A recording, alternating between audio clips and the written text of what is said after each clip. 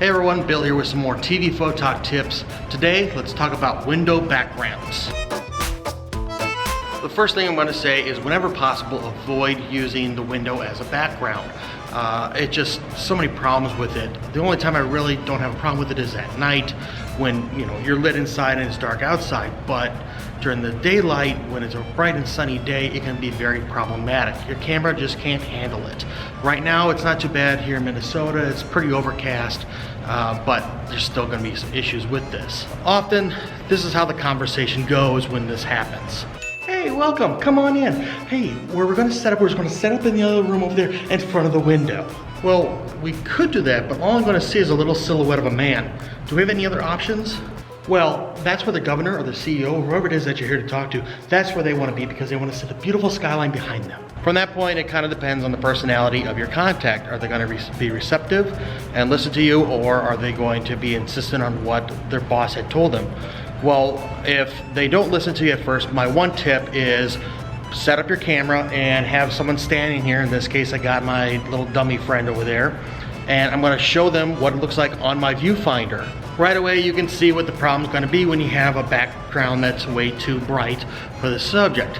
Hopefully by this point, your contact will be more receptive after they actually see how poor the image is going to turn out, and they don't want their boss to look bad. So they're going to be more open to trying to find you a better background if possible, because they don't want the boss to look bad, and now they're going to take your idea and they're going to steal it and say that it was their own. But we're going to move forward here and show you a couple options you can do when it comes to having the backlight. If I was a more high-end production, we can get a window tint that we can put on these windows to knock down the color contrast. However, how many people actually have that available?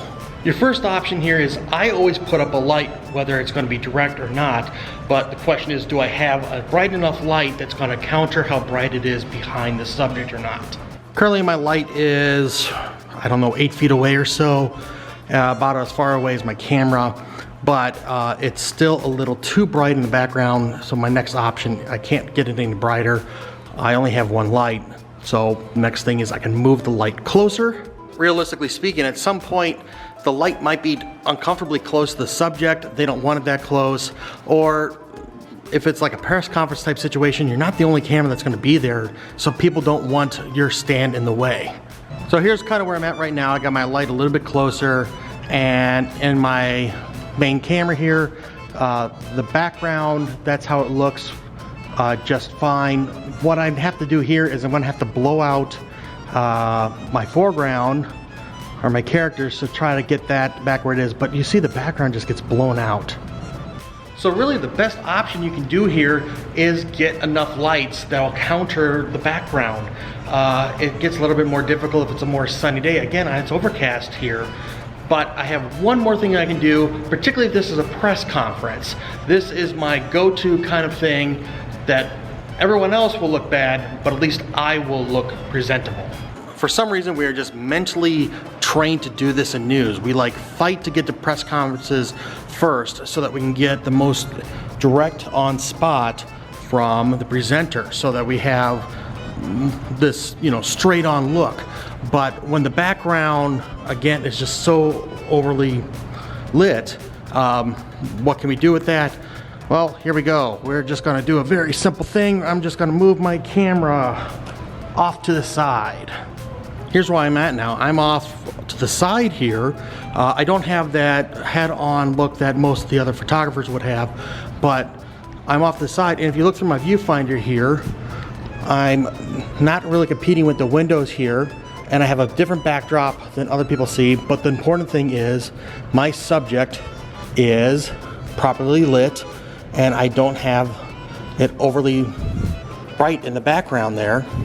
I know, kind of a mind blow, right? I mean, we're not gonna shoot straight on, but again, at least my shot is going to look fine. It's gonna be presentable. Sometimes you could go back with that straight on thing. It's just too bright in the background and it's a silhouette, and the producer might just throw that out. It's just not viewable for to put on air. but at least my stuff will be off to the side here. The nice thing is, if you do this, sometimes you might be able to convince the other stations to do the same thing and go off to the side like you, and that kind of forces them to have to change their plan when it comes to their setup, and hopefully learn from it in the future so that you're not stuck in that situation again. One of the points of this tip is how to turn a negative into a positive, make it work for us.